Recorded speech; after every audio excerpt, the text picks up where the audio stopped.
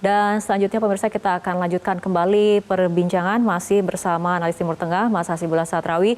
Mas Hasibullah, tadi kemudian kita dengar bagaimana laporan terkini kondisi di Gaza, warga kemudian menderita di bawah serangan Israel. Dengan melihat eskalasi situasi di sana, bagaimana kemudian ini berdampak pada proses yang sudah panjang negosiasi perdamaian antara kedua negara ini? Ya, saya rasa mestinya bangsa-bangsa di dunia, para pihak yang terlibat dengan konflik dan krisis yang terjadi sekarang ini bisa mengambil pembelajaran sekaligus langkah nyata, yaitu bahwa kalau tidak diambil sebuah langkah yang konkret, maka akan semakin banyak korban-korban sipil dari kedua belah pihak. Dan ini tentu menjadi sebuah catatan merah ya, karena yang menjadi korban bukan hanya kekuatan militer, bukan hanya anggota militer, tapi justru masyarakat sipil.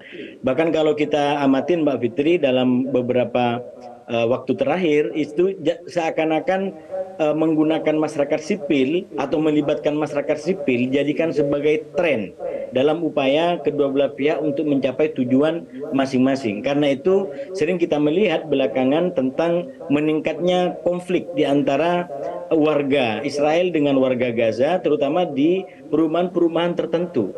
Ini terus terang perkembangan yang sangat tidak menggembirakan, karena akan semakin banyak timbulnya korban daripada kalangan sipil.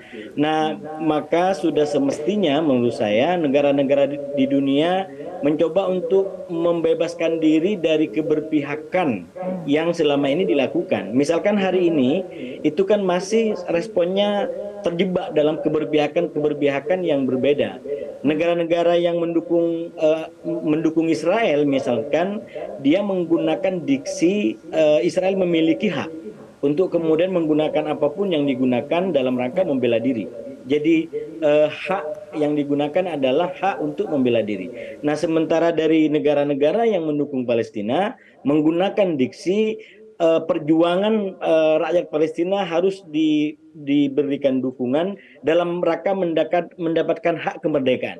Jadi seakan-akan di antara hak kemerdekaan dan hak membela diri itu adalah sebuah pertentangan. Padahal ini sebenarnya sebuah kondisi di mana negara-negara belum mengambil sikap dan langkah yang konkret untuk bagaimana ini disatukan dalam sebuah formula. Kalau di dalam perundingan-perundingan yang sudah terjadi selama ini dikenal dengan kata kunci two-state solution. Jadi bagaimana Palestina bisa merdeka. Nah, ini kata kuncinya. Mestinya seluruh negara ini, termasuk yang mendukung Israel, bisa mengambil langkah konkret dukung kemerdekaan Palestina agar perdamaian Israel itu bisa terwujud. Nah, di sini berarti negara-negara yang selama ini mendukung Palestina juga memberikan komitmen bahwa Israel akan diterima di negara-negara di Timur Tengah sebagai sebuah realitas politik. Jangan lagi menggunakan retorika bahwa Israel akan dikuburkan, akan dilenyapkan dari muka bumi Timur Tengah. Nah, ini kan hal-hal yang membuat tidak menemukan sebuah solusi yang bisa diterima. Nah, oleh karena Mas itu, Hasibullah. ya. Oke, artinya harus ada komitmen, harus ada aksi nyata seperti itu dari berbagai negara di dunia.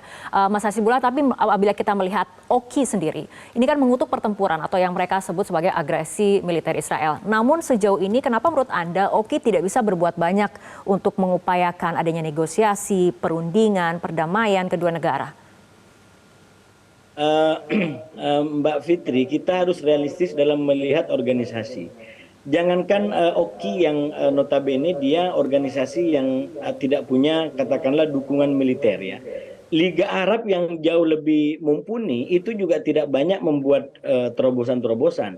Bukan hanya Liga Arab, kalau kita melihat hari ini bahkan PBB pun itu tidak bisa dijamin bahwa ini akan bisa menyelesaikan. Kenapa? Karena mekanisme PBB itu sudah juga ikut-ikutan terbelah di dalam mekanisme voting atau pengambilan kebijakan untuk mendukung apa atau siapa dalam konteks Palestina Israel. Misalkan ketika banyak negara ingin mengecam Israel, maka ada veto yang digunakan oleh Amerika Serikat misalkan, atau mungkin negara-negara lain. Ataupun sebaliknya, ketika ada ada upaya dukungan kepada Palestina atau kecaman kepada Palestina, maka sebenarnya juga ada pihak-pihak di PBB yang terbelah. Nah itu yang saya bilang, terus terang melihat bagaimana organisasi dunia keadaan hari ini untuk bisa kontributif terhadap penyelesaian Palestina dan Israel, saya sendiri agak skeptis, saya sendiri agak pesimis karena realitasnya tadi Liga Arab itu sibuk dengan agenda negara-negara masing-masing yang kita tahu petanya hari ini ya, dengan Arab Teluk dan Afrika yang itu beda-beda, perangnya juga banyak sekali di Sudan, di tempat-tempat lain. Oki yang tadi disebutkan itu memang tidak bisa menjadi sebuah lembaga yang terutama diterima juga Oke. oleh Israel. Mungkin di negara-negara Arab bisa diterima, tapi di Israel siapa yang mau mendengarkan? Oki. PBB Oke. sendiri itu memiliki realitas yang tidak terlalu menggembirakan bagi adanya penyelesaian yang komprehensif bagi konflik seperti Palestina-Israel ini.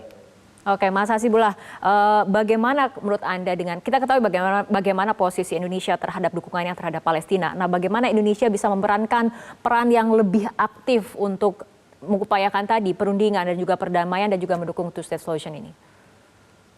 Ya, kalau menurut saya ini yang bisa diambil sebagai langkah nyata dan terukur.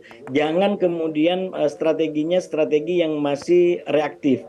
Kalau terjadi konflik seperti ini, maka akan ada agenda maraton, bukan hanya di Indonesia, tapi di negara-negara lain. Menurut saya, solusi dua negara itu harus dijadikan sebagai sebuah agenda bersama yang dirintis secara terukur dan terencana dengan baik, tahapan-tahapannya gitu, sehingga Oke. kita tidak hanya setiap saat ditontonkan seperti ini dan kecaman dari sana sini terjadi.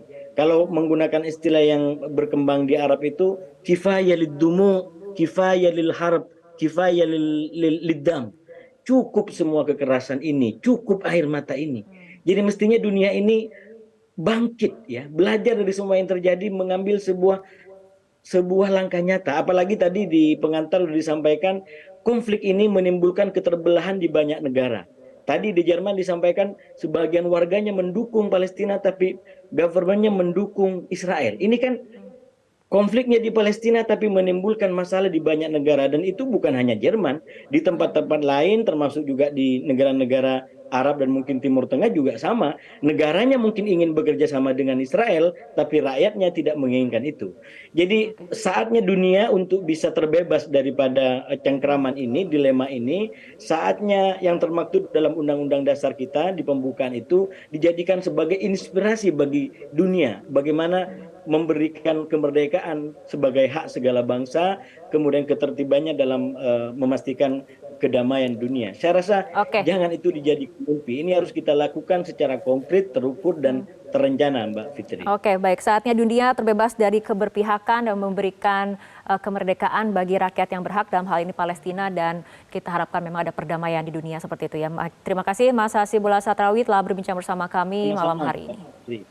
Dapatkan informasi, download Metro TV Extend sekarang.